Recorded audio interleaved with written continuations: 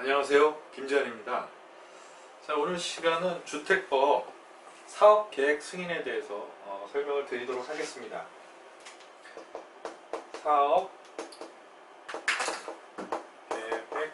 승인이에요.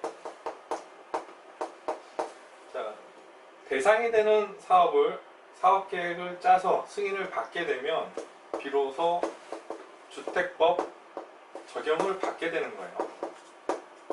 자, 그럼 어떤 대상인지가 중요하겠죠? 대상이 있습니다. 대상은 주택을 30세대, 단독주택이면 호죠. 30호 이상을 건축한다면 사업계획을 짜서 승인을 받아야 되고요. 그럼 주택법 적용을 받게 되는 겁니다. 그리고요, 이 주택을 짓기 위한 대지 조성도 마찬가지예요. 대지 조성도 1만 제곱미터 이상이라면 사업계획을 짜서 승인을 받아 주택법 적용을 받게 되는 겁니다. 이게 원칙이고요. 예외가 있어요. 예외는 50세대로 완화시켜주는 겁니다. 50세대로 단독주택과 공동주택으로 나눠볼 수 있어요. 단독 그리고 공동주택. 단독은요, 한옥이 그래요. 한옥은 50세대까지는 사업계획 승인 받지 않아도 되는 거예요. 그리고 일단의 대지에서 주택을 짓는 경우에요. 신도시 같은 데 가보면 이런 단독주택 대지들 있죠. 여기 이렇게 도로가 이렇게 나 있고 이 필지를 분할해서 분양을 해요. 또는 여기다 이렇게 집을 지어서 집도 같이 분양을 하기도 하죠. 이런 것들 일단의 대지에서 주택을 짓는 거예요. 이런 건 50세대까지 완화시켜 주는 겁니다. 그리고 공동주택입니다. 공동주택은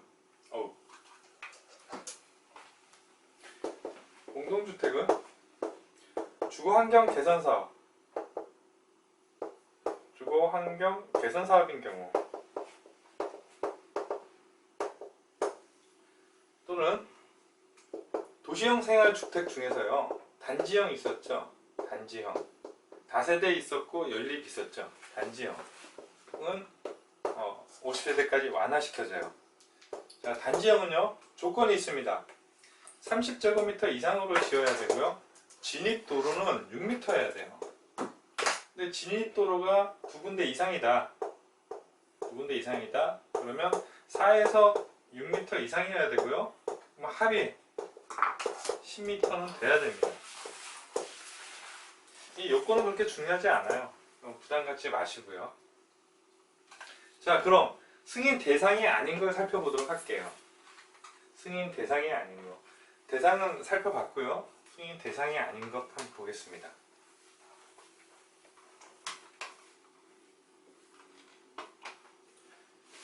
대상 예외예요. 30세대 이상이지만 사업계획 승인을 받지 않고 할 수 있는 거예요. 준주거지역 그리고 상업지역, 이런 지역은 좀 밀도 있게 개발이 돼야겠죠. 여기에서 주택과 주택 외 시설을 같이 짓는다면 주상복합 같은 게 이런 경우가 될 거예요. 그러면 대상에서 빠질 수 있어요. 단 이 주택은 조건이 있어요. 300세대 미만이어야 돼요. 300세대 미만. 그리고 이 전체 연면적이 있을 거 아니에요. 건축물의 연면적이 있을 거예요. 이 연면적에서 주택의 면적이 90% 미만이어야 돼요. 그리고 도시형 생활주택에서 원룸형 있었어요. 원룸형 포함입니다. 원룸형도 이 주택 유형에 들어갈 수 있다, 이 얘기예요. 그 다음 생활환경 정비사업이에요. 생활환경 정비사업.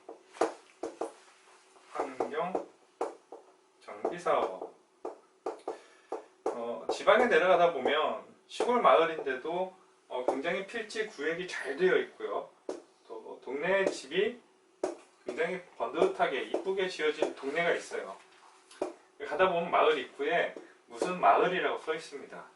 이게 농어촌 정비법에 의해서 생활환경 정비 사업이 이루어진 곳이에요. 이게 농어촌 정비법에서 나오는 얘기고요. 농어촌 정비법.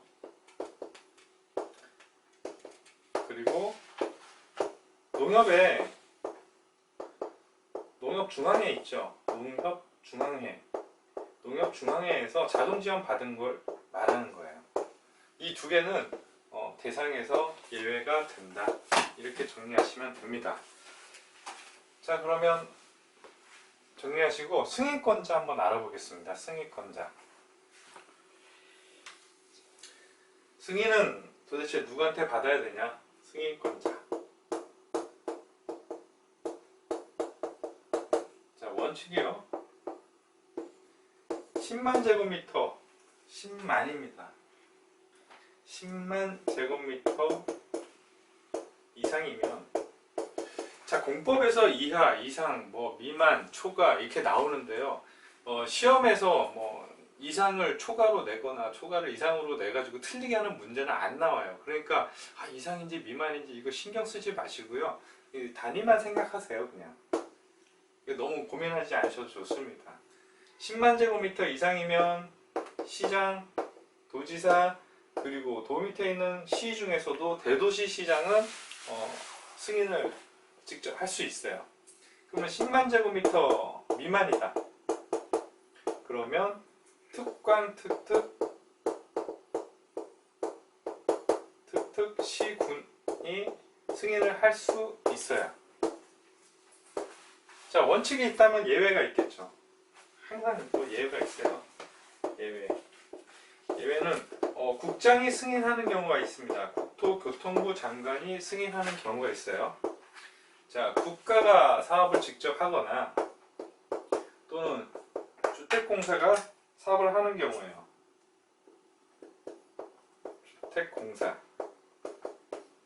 주택공사가 사업을 하는 경우, 또는 국장이 지정하는 경우도 있겠죠. 신도시 같은 거, 주택난이 문제가 있으니까, 수급에 문제가 있으니까 빨리 신도시를 만들겠다 해서 국장이 직접 지정하는 곳이 있어요. 국장이 직접 지정하는 곳. 국장이 지정했다면 승인권자는 국장이 되는 거예요. 그리고 공공에서 출자를 했어요. 공공에서 돈을 내서 50% 이상을 출자합니다. 50%를 초과해요. 초과했다는 얘기는 이 회사의 주인은 공공이라는 얘기죠. 초과했는데 어떤 회사냐? 위탁관리 부동산 투자회사예요. 부동산 투자회사. 이 투자회사가 뭘 하냐? 공공주택 개발을 한대요. 공공주택 개발을 하겠대요. 공공주택 개발 사업. 그러면 여기에 승인권자는 국장이 되는 거예요. 자, 승인권자 정리가 됐습니다. 자, 이렇게 해가지고 사업계획 승인을 받았어요.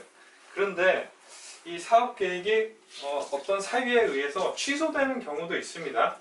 자, 저번 시간에도 잠깐 언급 드렸는데요. 주택법에서는 반드시 취소해야 된다는 틀린 지문이에요. 임의사항입니다. 임의사항.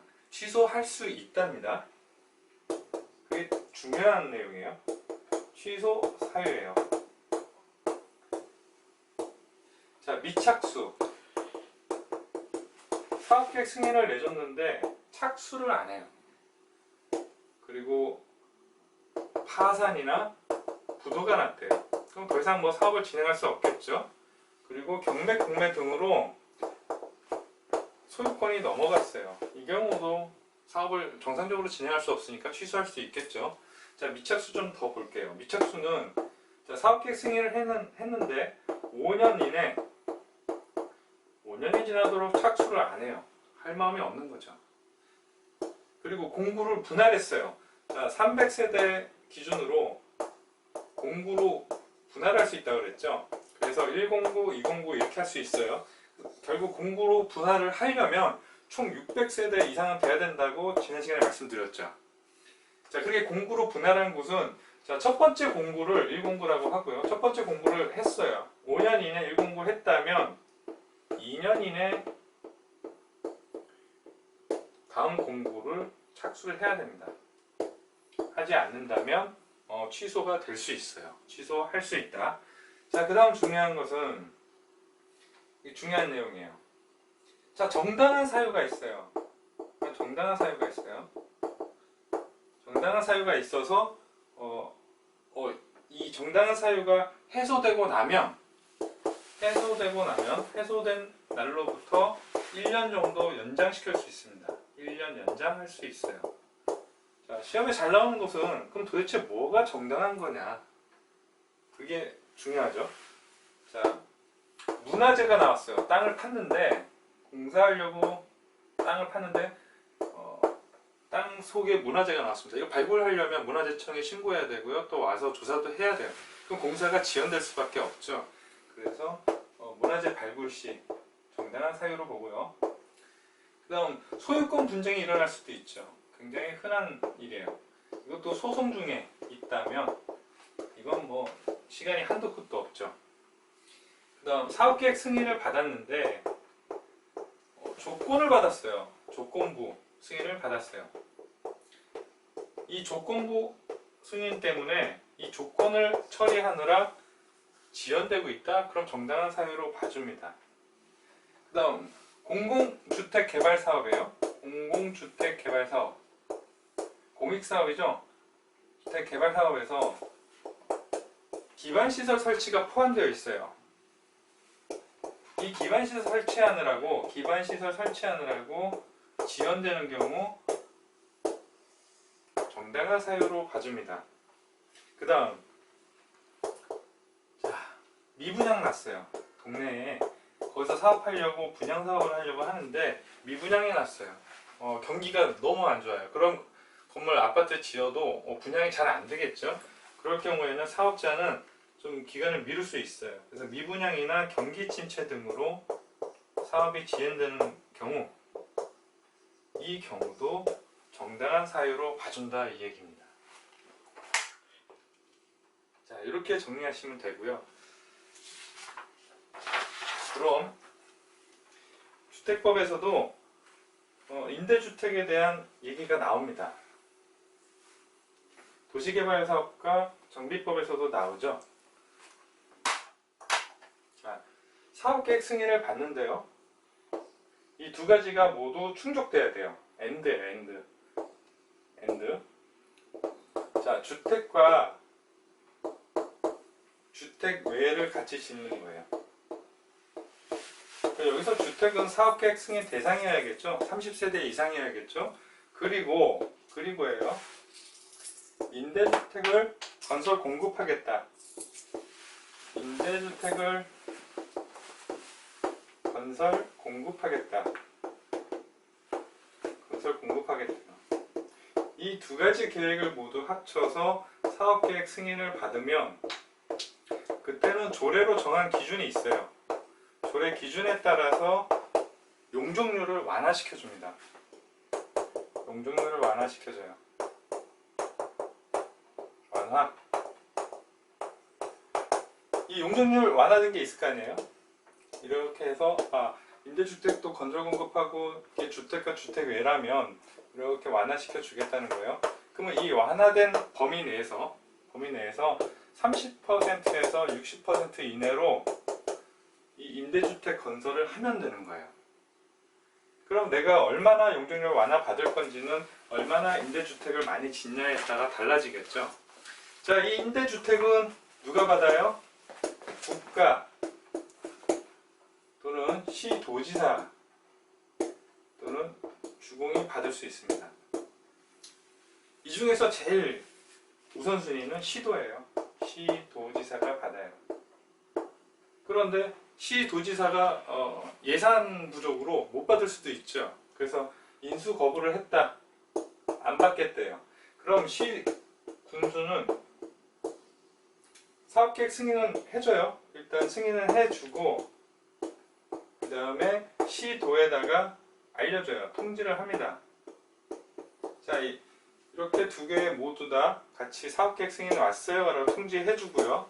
시도지사가 안 받겠다고 했으니까 국장한테 인수자 요청을 합니다. 인수자 지정을 요청을 해요. 그럼 국장은 30일 이내 인수자를 지정해줍니다. 지정해줘요. 그러면 누가 받을 건지 지정됐겠죠. 그럼 국장, 시도지사는 그 인수자와 협의를 해요. 협의를 하고 이 협의된 내용이 있을 거예요. 이 협의된 내용을 사업 주체는 뭐가요? 사업 주체는 이 사업 계획에 반영하면 되는 겁니다. 반영하면 돼요. 자, 그러면 얼마에 받냐? 가격은 어떻게 돼요? 얘네들 그냥 가져오진 않겠죠? 가격이 있어요. 자, 건축비는 그냥 줍니다. 건축비는 그냥 줘요. 근데 토지는 기부 체납 형식이에요. 그냥 받는다는 얘기죠, 이거는. 기부 체납입니다. 대신에 용적률을 높여주죠. 그러니까 엄청 싸겠죠. 아파트를 받는데, 주택을 받는데 건축비밖에 안 내니까. 그러니까 이제 공공이 받으려고 하는 거예요. 자, 그러면 선정은, 자, 이거 건축 토지비도 못 받고 건축비만 받고 주는 거니까 좀 후지게 지어서 주고 싶은 욕구도 생기겠죠. 그래서 공개 추첨을 해요. 그러지 못하게 공개 추첨을 해서 인수자 있죠. 여기 정해진 인수자 지정했죠. 이 인수자에게 통보를 해줍니다. 이게 사업계획의 그 임대주택에 관한 내용이었어요. 자, 그 다음 대지 소유권에 대해서 알아보도록 하겠습니다. 예, 깨끗이 지웠습니다. 자, 지금 다음 얘기는 대지 소유권에 대한 얘기예요. 대지 소유권. 자, 제일 처음 조합을 모집할 때 소유권에 대한 조건이 있었죠. 조합은 모집 시에. 조합은 모집할 때는 50%의 적어도 권한은 가지고 있었어야 돼요. 50%의. 자, 모집 승인을 받아서 자, 모집을 했어요. 그러면 이제 인가 신청을 받겠죠. 조합 인가 신청을 할 때는 80%의 권한을 가져가야 되고요. 그리고 15%의 소유권 정도는 가져가야 됩니다. 자, 조합 인가를 받았어요. 그러고 나면 사업계획 승인을 받겠죠. 사업계획 승인 시에는 원칙이 100%입니다. 100% 소유를 해야 돼요. 토지도 없이 사업하면 안 되겠죠. 그러니까 당연히 100% 소유를 해야 되고요. 예외는, 자, 만약에 공동사업 주체가 하고 있어요. 등록사업자와 조합이 같이 하면 공동사업 주체다 이렇게 말씀드렸었죠. 공동사업 주체가 한다면 이때는 완화시켜줍니다. 95%만 소유하면 돼요. 그리고 지구단위 계획 구역이에요. 지구단위 계획 구역. 그러면 지구단위 계획 결정이 필요하죠. 그런 지역은 80%의 권한만 가져가도 됩니다. 그리고 만약에 100%의 권한이 있다.